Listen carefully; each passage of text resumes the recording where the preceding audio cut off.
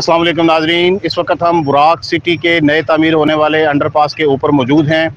आज खारियाँ सराय आलमगीर की housing societies में एक नई तारीख रकम होने जा रही है। वो ट्रेन की लाइन जो अंडरपास की तामीर की वजह से डाइवर्ट की गई थी, आज उसको वापस उसकी असल पटड़ी के ऊपर ट्रेन को डाइवर्ट किया जा रहा है। आप मेरे पीछे देख रहे हैं कि इस वक्त ट्रेन जो है वो अपनी असल पटड़ी पे गामज़न है और ये एक ऐसा लम्हा है कि जिसने बुराक सिटी को इस इलाके की तमाम हाउसिंग सोसाइटीज़ में मुमताज़ बना दिया है।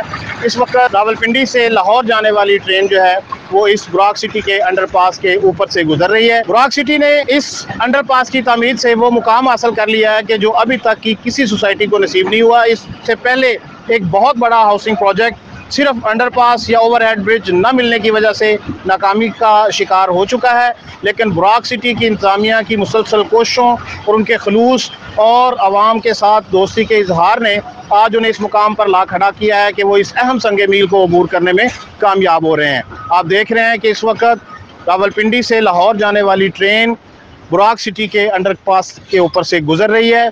बुराक सिटी एक अहम संग मील अबूर कर रहा है। इस हाउसिंग सोसाइटी ने जो लोगों से वादे किए थे उसकी तकमील आज हो चुकी है।